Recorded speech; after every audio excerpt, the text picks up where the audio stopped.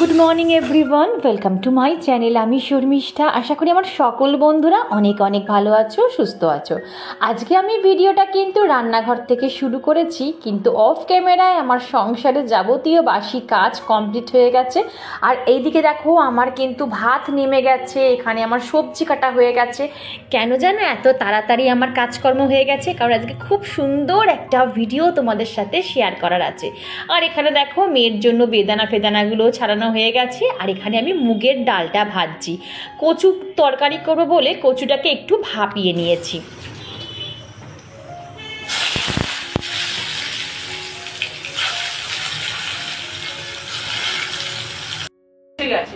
কোনগুলো? আর ওকেও বলি যে কেন আগের দিন আনে শাক পাতাগুলো দেখি।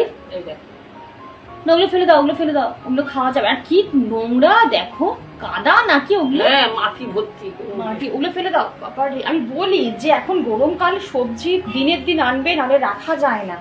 আমি বাইরে রেখেছিলাম তাও, আর আমি ফ্রিজে একদম না ধুয়ে রাখতে পারি না। ধুয়ে পালং শাক ফেলে দাও, ফেলে দাও, যেগুলো গোড়াগুলো যেগুলো ফেলে দাও। পালং শাক দিয়ে হবে গাঠি কচু।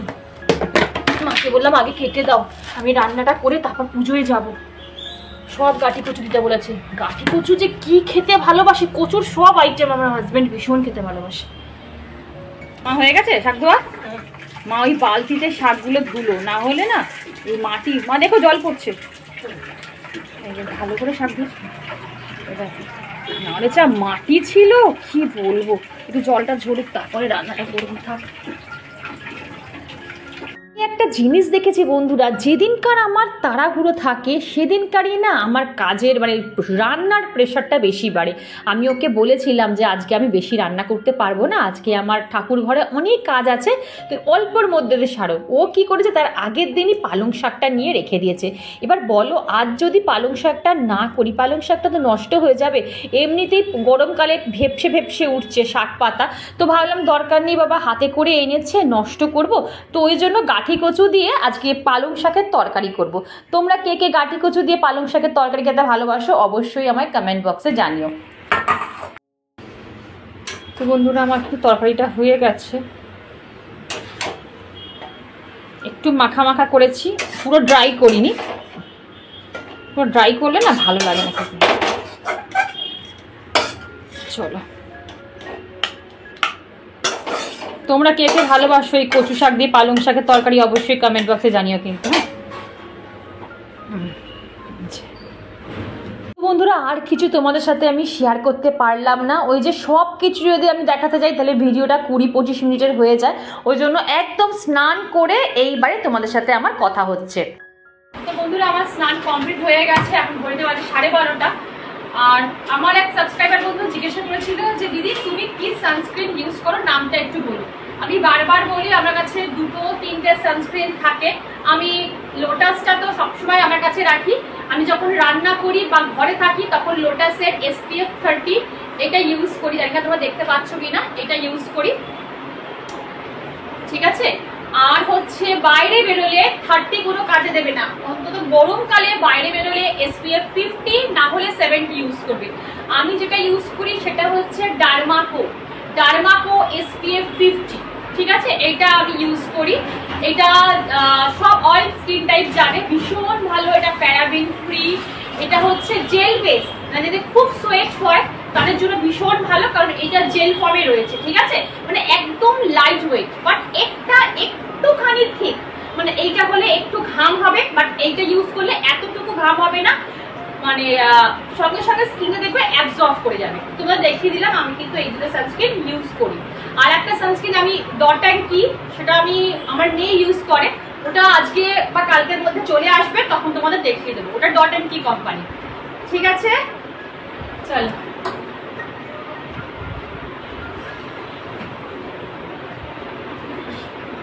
আর আমি সকালবেলা একটা সিরাম ইউজ করি, সে যে কোনো কোম্পানির সিরাম তোমরা ইউজ করো। আমি আমার কাছে যে সিরাম থাকে আমি সেটা ইউজ করি। তো এটা এখন আমি অরিশের পাপায়া চন্দন গ্লো সিরাম ইউজ করছি তোমার পিগমেন্টেশনের জন্য, মানে যাদের গালে দাগ ছোপ আছে তারা ইউজ করতে পারে।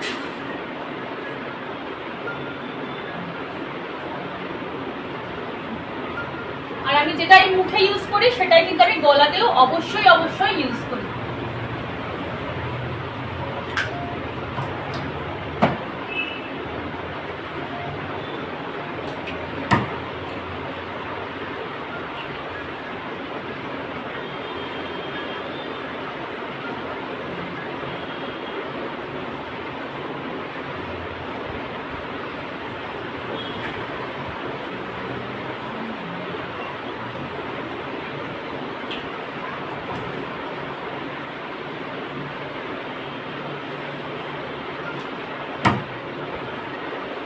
আর এটা আমার সুগারের লিপ বাম,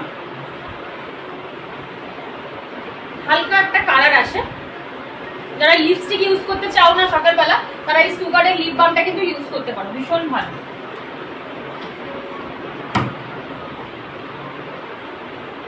এতক্ষণে আমার বন্ধুরা থাম্বনেল দেখে বুঝেই গেছো আজকে আমি তোমাদের সাথে কি শেয়ার করতে চলেছি। বিশ্বাস করো বন্ধুরা, আমার ভীষণ ভীষণ মনে আনন্দ হচ্ছে যে তোমাদের সাথে আমার এই খুশির মুহূর্তগুলো শেয়ার করতে পারি। আর এই দেখো, আমি আজকে কিন্তু বাবা লোকনাথকে আমার বাড়িতে এনেছি। আমি এনেছি বলা ভুল, আমি কেউই না, আমি একজন মানে কি বলবো নগণ্য মানুষ। তার ইচ্ছা হয়েছে, সে আমার বাড়িতে এসেছে। তুলসী বৃন্দাবন, তুলসী নারায়ণ, তুলসী বৃন্দাবন। বিশ্বাস করো বন্ধুরা, আমি কিন্তু কোনো প্ল্যান করে বাবাকে আনতে যাইনি। আমি সেরকম মানে প্রস্তুতি ছিলাম না বাবাকে আনার জন্য। আমার মনে যদি সেরকম থাকতোই তাহলে জ্যৈষ্ঠ মাসে বাবা তিরোধান উৎসবের দিনই আমি বাবাকে প্রতিষ্ঠা করতে পারতাম। ইভেন আমি যখন বাবাকে এনেছি বাড়িতে, আমার বাড়ির কোনো মেম্বার জানে না, মা জানে না, হাজবেন্ড জানে না, কেউ জানে না। মানে আমি হঠাৎ করেই তোমাদের আমি গল্পটা জাস্ট শেয়ার করছি। আমি মেয়ের প্রজেক্টের জন্য কিছু জিনিস বাজারে আনতে গেছিলাম। এবার যেখানে প্রজেক্টের জিনিস পাওয়া যায় ঠিক তার পাশেই দেখছি না নানান রকমের মূর্তি, বুদ্ধদেবের মূর্তি, তারপর গণেশের মূর্তি, মানে খুব সুন্দর সুন্দর মূর্তি সাজানো আছে। তো হঠাৎ করে আমি তাকে গিয়ে বলি, আচ্ছা বাবা লোকনাথের মূর্তি আপনার দোকানে পাওয়া যায়? তো উনি প্রথমেই আমাকে যে মূর্তিটা দেখালো, এই যে বাবার যে মূর্তিটা আমি এনেছি, এই মূর্তিটা না আমাকে দেখালো। বিশ্বাস করো আমি না আর চোখ ফেরাতে পারলাম না। আর আমি দুবারও ভাবলাম না নেব কি নিব না। আমি একেবারেই বললাম আমাকে প্যাক করে দিন।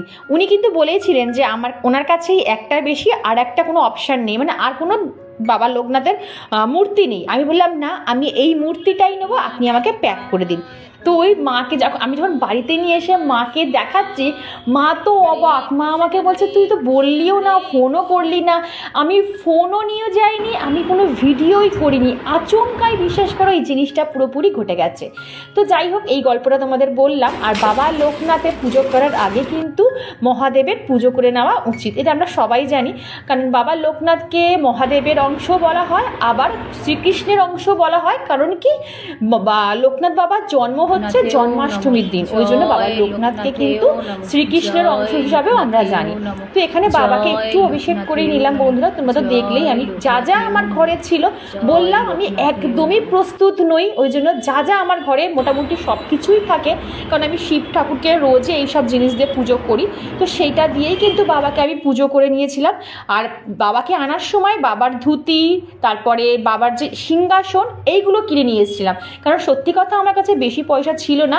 আমি এরপর যেদিনকার যাব বাবার একটা মুকুট আনবো আর একটা মালা কিনে অবশ্যই আনবো। তো এখানে দেখলে একটুখানি আতর স্প্রে করে দিলাম, বাবা সুগন্ধি ভীষণ ভালোবাসে। আর 3 বার বাবার মাথায় আমি কিন্তু রাজতিলক পরিয়ে দিলাম। জায়গা ঠিক করতে হবে না, কোথায় রাখবো না রাখবো।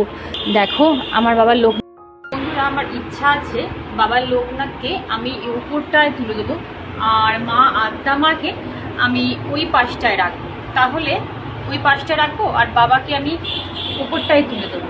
তোমরাই বলো তো ঠিক হবে কি না? তাহলে আরও সুন্দরভাবে অর্গানাইজ থাকবে, তাই না?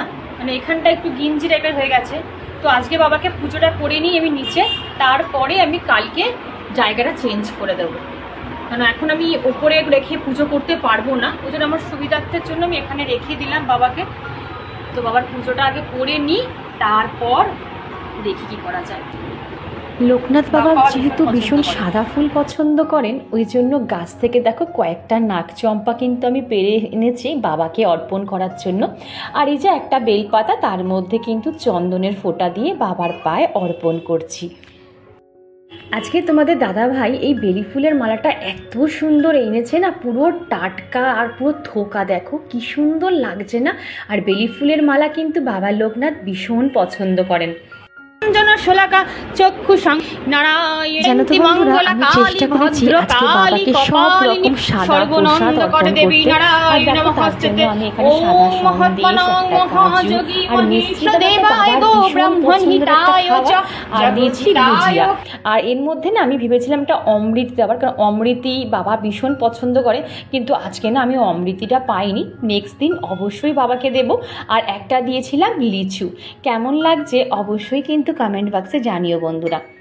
আর আমি কিন্তু পুজো করার আগে সবসময় তোমাদের বলে দিই যে আমার ভুল ত্রুটি হতেই পারে, আমার যদি কোনো ভুল ত্রুটি হয় প্লিজ মার্জনা করে সেই ভুল ত্রুটিগুলো তোমরা সংশোধন করে দিও, যাতে নেক্সট টাইম আমার সেই ভুলটা না হয়। সকল অমঙ্গল বিঘ্ন বিনাশন পবন তনয় হৃদয় বিরাজ কর রক্ষ কুলরি, শ্রী গুরু চরণ কোটি কোটি প্রণাম তাহার চরণে, শ্রীরামে চড়িয়া চরণ বুদ্ধিহীন পবন কুমার। আজ আমি আরতি করছি আর ঈশ্বরের দিকে তাকিয়ে শুধু একটাই কথা ভাবছি, এই যে এত বড় প্লেন অ্যাক্সিডেন্ট হলো, সেখানে হাজার হাজার নিরীহ মানুষ, বাচ্চাদের প্রাণ চলে গেল অকালে। সেখানে দেখো ভগবত গীতা আর একটা ছোট্ট লাড্ডু গোপাল কিন্তু অক্ষত রইল। সেখানে হাজার হাজার মানুষ কমেন্ট করেছে যে ঈশ্বর তুমি অক্ষত রইলে, আর তোমার এই হাজার হাজার শিষ্যকে তুমি রক্ষা করতে পারলে না। সত্যি কথা বলতে জানি না বন্ধুরা এর বিশ্লেষণ কি আছে, তবে সত্যি এটা খুব দুঃখজনক একটা ঘটনা। ঈশ্বরের কাছে হাত জোড় করে শুধু একটাই মিনতি করছি, ঈশ্বর এই ঘটনা যেন আর না ঘটে। এই বলে আলিঙ্গন করে। তো বন্ধুরা আমার পূজা পাঠ কমপ্লিট, অনেক দিনের ইচ্ছা আমার আজকে সত্যি হলো। তোমরা বিশ্বাস করো আমি এত পূজা পাঠ করি, এত সময় লাগে আমার পুজো করতে, কিন্তু কোনো কিছু চাওয়ার জন্য বা কোনো কিছু পাওয়ার জন্য বা লোভের জন্য আমি কোনোদিনও পুজো করিনি। আমি কখনো ঈশ্বরের কাছে বসে, আমি ঠাকুরের সামনে বলছি, আমার মনে পড়ে না আমি আমার নিজের জন্য কিছু চেয়েছি। বিশ্বাস করার বা ঈশ্বরের কাছে চাইবে কেন, বা চাইতে হবেও না গো। ঈশ্বর যদি মনে করে যে না এটা তোমাকে দেবো, তোমার প্রাপ্য, ঈশ্বর নিজেই তোমাকে দেবে। তোমার আলাদা করে ঈশ্বরের কাছে কিচ্ছু চাইতে হবে না, কারণ ঈশ্বর অন্তর্যামী। ঈশ্বর জানে যে তোমার অন্তরের ভেতরে কি হচ্ছে, তিনি কিন্তু ঠিক জানে। বিশ্বাস করো আমি কোনোদিনও ভাবিও নি যে এইভাবে আমি কোনোদিনও পুজো আর্চা করতে পারবো। বিশ্বাস করো আমি কোনোদিনও ভাবিনি যে এইভাবে আমি পুজো করতে পারবো, এইভাবে নিরিবিলিতে, এইভাবে কেউ আমাকে ডিস্টার্ব করবে না, কেউ আমাকে টুকবে না, এটা করতে হবে না সেটা করতে হবে না, কেউ আমাকে বাধা দেবে না, কেউ কিছু দেবে না, নিশ্চিন্ত মনে আমি ঈশ্বরের সেবা করতে পারবো। ঈশ্বর চেয়েছে আজকে, তাই হয়তো আমি করতে পেরেছি। তোমরা দেখেছো, তোমরা যারা আমার পুরনো সাবস্ক্রাইবার তারা জানো আমি কোথা থেকে কিভাবে করেছি জার্নিটা, তোমরা জানো, সেটা আমি বলছি না। তো যাই হোক সবই ঈশ্বরের ইচ্ছা, সবই, আমি কখনো কিচ্ছু চাই না, বিশ্বাস করো। আর আমি সবসময় আমার বাড়ির লোকজনকে বলি যখন আমি পুজো করতে বসবো কেউ তোরা বা তোমরা ডাকবে না, যে যেটা পাচ্ছ না যে যেখানে সেখানেই তোমরা স্টপ থাকো। আমি পুজো সেরে তারপর তোমাদের যে যা লাগে বা যা দরকার বলবে আমি করবো। এটা আমার শান্তির জায়গা। এখানে যদি আমি দুদণ্ড না সারাদিনে বসতে পারি, মাসের ওই 3-4টে দিন না, আমার বিশ্বাস করো আমার দিনটাই অসম্পূর্ণ যায়। আমি মনে হয় যে কখন আমি মাথায় শ্যাম্পু দেবো আর এসে ঈশ্বরের কাছে অন্তত সারাদিনে একবার 5টা মিনিট এসে হাত জোড় করে বসবো আর তাদের দিকে এক দৃষ্টি তাকিয়ে থাকবো, আর কিচ্ছু চাই না। বিশ্বাস করো এই যে কি বড় শান্তি না মনে। বললাম না আমার কোনো লোকের বাড়িতে যেতে ইচ্ছা করে না, কারোর সাথে তেমনটা কথা বলতে ইচ্ছা করে না। আমার মনে হয় কোনো মন্দিরে বা কোনো নিরিবিলি জায়গায় বা আমি আমার ঠাকুর ঘরের সিংহাসনের সামনে যদি 5 মিনিট বসে থাকি, এটাই আমার শান্তি। সে আমার যতই ঘাম ঝরুক আর যতই যাই। আর ঈশ্বরের আরাধনা করতে গেলে একটু ঘাম ঝরিয়ে একটু কষ্ট করে ঈশ্বরকে ডাকলে ঠিক ঈশ্বর হবে। আর আমি ওইসব মনে করি না আমার কোথায় ভুল ভ্রান্তি হলো, এটা করলে বাবা আমার পাপ লাগবে, এই বাবা এটা এই হয়ে গেল আমার পাপ লাগবে, আমি সেটা ভাবি না। আমি মনে করি যে না আমি যেটুকু আমার অন্তর থেকে করব সেইটুকুই ঈশ্বর গ্রহণ করবে।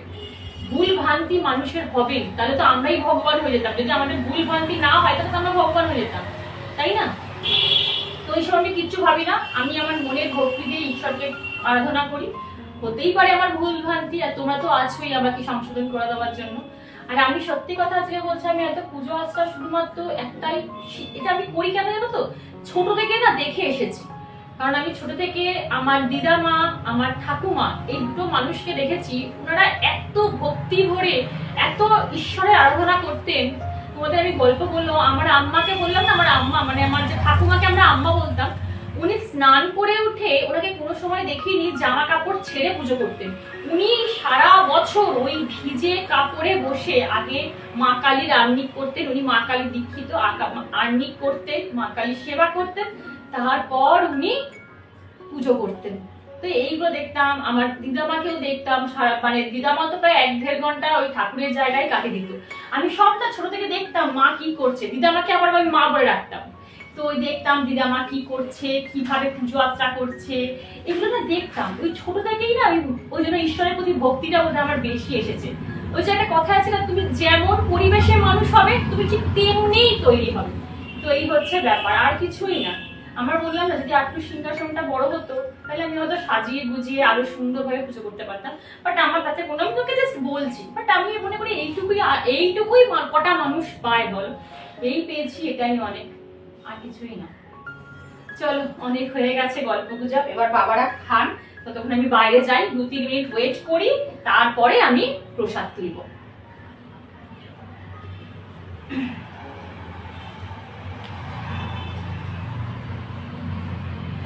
গুড আফটারনুন বন্ধুরা, এখন ঘড়িতে বাজে 3:15। আমাদের খাওয়া দাওয়া কমপ্লিট হয়ে গেছে, সেগুলো আর কিছু শেয়ার করিনি।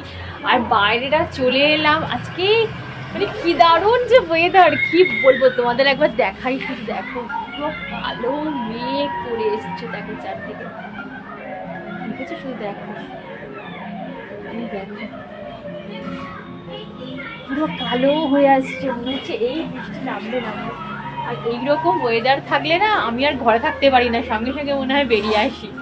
তো চলো বন্ধুরা, তো চলো এবার একটু রেস্ট নিই, আর দেখি ভিডিওটা কত মিনিটের হয়েছে। যদি ভিডিওটা অনেক বড় হয়ে যায় তাহলে ভিডিওটা আমি এখানেই শেষ করব। আর যদি দেখি না ভিডিওটা, মা কোথায় যাচ্ছ? ছাদে জামা তুলে যাচ্ছ? মা গিয়ে ছাদ থেকে সব জামা কাপড় তুলে নিয়ে এসেছে। এখানে কয়েকটা নাইটি আছে, সেইগুলোকে তুলতে হবে। এই নাইটিগুলো অ্যাকচুয়ালি পাপোশ, মানে ওই এতে ইউজ করি, রান্নাঘরে ইউজ করি, তো ওগুলোই তুলবো, তুলতে এসেছি।